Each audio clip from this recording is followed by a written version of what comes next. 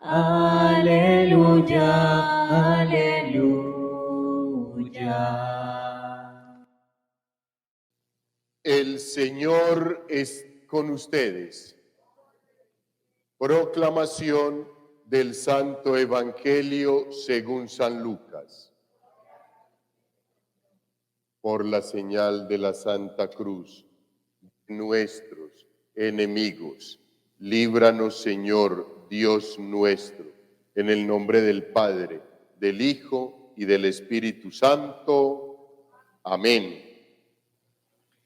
En aquel tiempo decía Jesús a sus discípulos: ganaos, amigos, con el dinero injusto, para que cuando os falte, os reciban en las moradas eternas.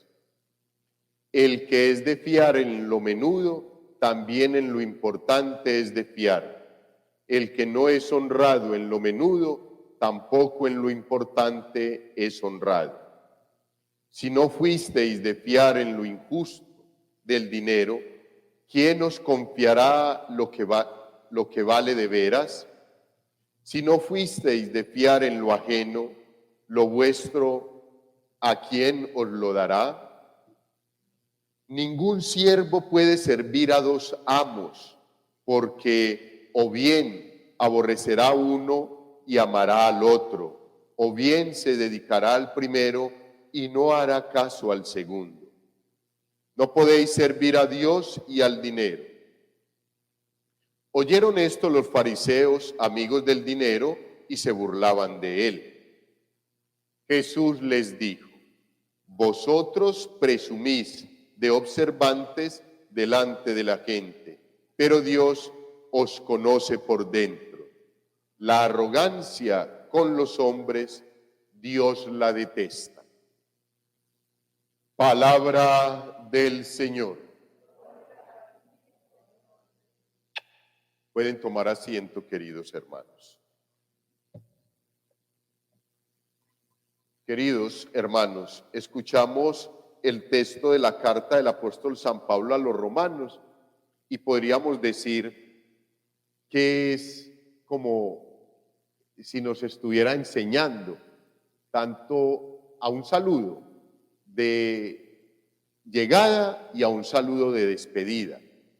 Y nos menciona un poco de nombres y uno dice, ¿y qué mensaje es ese? Saludos unos a otros con el beso ritual, el beso del amor de Cristo Jesús.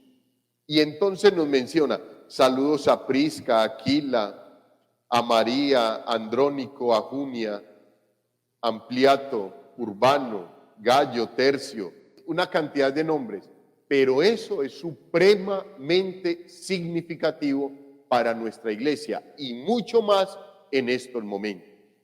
Hijos, eso nos demuestra que habían unas comunidades, que habían unos líderes espirituales de la iglesia en su momento, que habían unos servidores que apoyaban la labor evangelizadora de los apóstoles y en este caso del apóstol San Pablo. Y fuera de eso, que trabajaban en comunión y que se amaban y se querían y se respetaban y se saludaban y se despedían. Y eso es lo común y eso es lo normal y eso era o es lo que no debería faltar en las comunidades, en los grupos apostólicos, en los procesos que de diferente forma adelanta la iglesia. Y nosotros vemos que no es así, que muchas veces dentro de los mismos grupos se van generando esas situaciones, esas rencillas, esas envidias, porque una persona tiene unos dones y unos carismas, pero otra tiene otros diferentes, y entonces, comienza uno a tambalear en la debilidad y en la fragilidad del ser humano. Hijos, eso es algo que nosotros obviamente tenemos que ir superando, tenemos que ir trabajando por la gracia de Dios, ir fortaleciéndonos. Y este mensaje que nos habla de una iglesia viviente, que nos habla de una iglesia que se mueve, que palpita junto con el corazón de su fundador, de Cristo Jesús. Es así y ha sido así por toda su historia. Hace unos días, yo creo que ya casi un mes, el Papa Francisco nos convoca a vivir el sínodo. Y esto es sínodo, lo que nos están mostrando. Es caminar juntos, es tener comunión, es tener una participación, es un fortalecerse en la misión. Ellos se están saludando no porque se conocieron en una rumba o en un baile. Ellos se están saludando, Pablo y Tercio saludan toda esa comunidad porque ellos han compartido la labor misional del Señor Jesús. Han hecho que el evangelio se propague, que el evangelio crezca, que la iglesia se vaya fortaleciendo. Y a eso es a lo que nosotros estamos invitados hoy. Durante esta próxima semana vamos a estar trabajando un poquito sobre el sínodo, porque hay unas preguntas, hay 4 esquemas de 10 preguntas cada uno, donde nosotros tenemos que responder algunas de ellas, ustedes y nosotros, porque eso es lo que nosotros el 22 de noviembre recogeremos y llevaremos al arcipreste, y el padre Albert recibe 12 parroquias y las lleva a la curia, y la curia las manda a la conferencia episcopal, y así hasta que se reúne todo el parecer del pueblo colombiano, por regiones, el pueblo caleño, el pueblo del Viejo Caldas, el pueblo costeño. Somos colombianos, somos seres humanos, somos hijos del mismo Dios, pero tenemos una cultura y tenemos una idiosincrasia y tenemos una forma de vivir y unos hábitos muy diferentes, los que tenemos acá a los que tienen en la costa.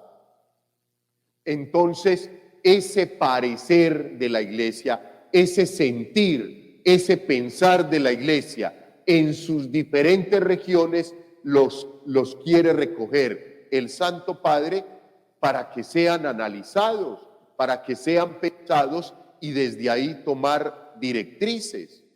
Entonces, desde ahí, queridos hermanos, tenemos que irnos fortaleciendo cada vez mucho más en desear caminar juntos a pesar de los pesares y a pesar de nuestras fragilidades, y de que aquel tenga unos carismas y de que yo no los tenga. No hay problema, hijos. Sean felices con lo que Dios les regaló. Afloren los carismas, a todos se nos dieron, con toda seguridad. Hijos, ¿o es que a Tony Meléndez el Señor le dio un carisma específico? Le dio él mismo. Es más, no tenía manos y puso en funcionamiento sus pies y le cantó al Santo Padre, el Papa Juan Pablo II, tocando la guitarra con los pies. Desarrolló las habilidades, puso en funcionamiento lo que Dios le regaló, y nosotros tenemos pies, manos, 5 sentidos, tenemos salud, tenemos vida, tenemos de todo, y ahí dormidos. Que no nos vayan a cobrar esos talentos que tenemos enterrados, queridos hermanos. Yo no lo quiero, ni para mí, ni para ustedes, y para nadie. Tenemos que avivarlos para que podamos, en sintonía con el sínodo, caminar juntos, poniendo al servicio de la comunidad los carismas que tenemos. Y en el evangelio, queridos hermanos, un evangelio bellísimo, muy especial, es como la continuación del de ayer, donde el Señor daba duro y resaltaba el comportamiento de aquel administrador astuto que, sabiendo que lo iban a despedir, llevó a cabo una estrategia, y el propietario de la viña se admira. Y les decía ayer que muchas veces ese texto lo juzgamos mal, pero que en el tiempo del Señor Jesús, pues habían unas condiciones de trabajo diferentes y se trabajaba por porcentajes, y muy probablemente ese administrador disponía del porcentaje suyo. ¿Cuánto le debes a mi amo? 100 bultos, anota ahí 80, porque 30 le pertenecían a él, regala 20, se queda con 10 y al propietario le responde con sus 70. Eso es una posibilidad y un análisis. El otro es que haya utilizado lo que le pertenecía a la propiedad del propietario y haya utilizado para sacar provecho. Hijos, lo ideal es que nosotros no tengamos que utilizar la malicia para el mal, sino para el bien, para salir adelante, para ayudarnos, no para degradarnos personalmente y en comunidad. Y hoy el Señor muy especialmente sigue diciéndoles: ganaos amigos con el dinero injusto, para que cuando os falte os reciban en las moradas eternas, haciendo alusión al evangelio de ayer. Pero más adelante nos dice muy especialmente: si no fuisteis de fiar en lo injusto del dinero, ¿quién os confiará lo que vale de veras? Si no fuisteis de fiar en lo ajeno, lo vuestro, ¿quién os lo dará? Ningún siervo puede servir a dos amos, porque o bien aborrecerá a uno y amará al otro, o bien se dedicará al primero y no hará caso del segundo. No podéis servir a Dios y al dinero. Y el Señor no está despreciando el dinero. El Señor no nos está diciendo que no podemos tener dinero. ¿Cómo nos va a decir el Señor eso? Nos vamos a morir de hambre. Y más en esta sociedad donde todo funciona con base en el dinero. El Señor lo que nos quiere decir es que no puedes poner el dinero por encima del amor que le tenemos a Él. Que el dinero no se nos puede volver el Dios, que me rinda este dinero y me alcance y me sobre. Eso no es así. O llegar al punto de negociar con el Señor: Señor, me hace el baloto y le compro una casa a la fundación tal. No tiene razón, no tiene razón. Con el Señor no se negocia eso. Al Señor se le suplica de todo corazón el reino de los cielos. Y Él, cuando nosotros comenzamos a trabajar por conseguirlo, nos regala todo lo que necesitamos. No te va a dar más de lo que necesitas. Tú te esfuerzas y las bendiciones las haces multiplicar. Entonces, queridos hermanos, el texto bíblico nos pide que por encima del amor a Dios no puede haber nada, y menos el dinero, porque el dinero te daña el corazón y te inclina al pecado, a la facilidad. Todo lo compran con dinero en estos momentos, hasta la vida. Una persona puede valer 20, 30, 40 o 50 mil pesos. Yo creo que no alcanza ni para comprar la munición. Eso es una realidad, hijos. Por eso el dinero mal utilizado es lo que nosotros no podemos hacer. Nosotros tenemos que optimizar la bendición que el Señor nos regala con el salario que ganamos. Nosotros tenemos que optimizar en la parroquia, en la iglesia, tenemos que optimizar el recurso que los fieles nos dan como su ofrenda, luego la ofrecemos al Señor y esa ofrenda es sagrada. y es para salvaguardar el templo, la casa cural, el sostenimiento del sacerdote y del culto.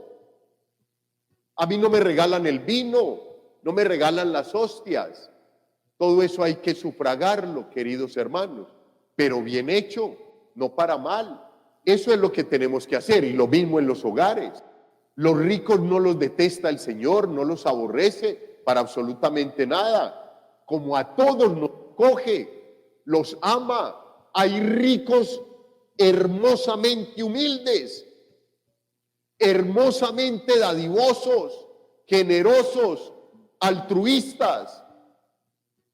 Como hay pobres arrogantes, fastidiosos, orgullosos, prepotentes, que no quieren la gracia de Dios. Pero para unos y para otros está el amor misericordioso del Señor, y a Él nos acogemos.